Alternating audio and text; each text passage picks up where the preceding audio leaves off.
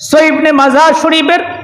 68 নং হাদিসের বর্ণনায় এসেছেন, আবু হুরায়রা বলেন নবীজি বলেছেন, মা ক্বালা আবদুন লা ইলাহা ইল্লাল্লাহ কত্তুন মুখলিসান লিল্লাহ ফুতিহাত লাহু আবওয়াবুস সামা।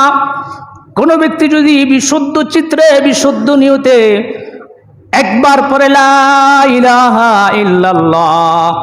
আল্লাহ নবী বলেন ফুতিয়াত লাহু আবওয়াবুস সামা, ওই বান্দার জন্য আসমানের সমগ্র দরজাগুলো আল্লাহ খুলে দিবেন। শুধু বিশুদ্ধ নিয়তের কারণে, বিশুদ্ধ নিয়তে আপনি একবার পড়ুন লা ইলাহা ইল্লাল্লাহ, আসমানের সমগ্র দরজাগুলো উক্ত বান্দার জন্য আল্লাহ তাআলা খুলে দিবেন।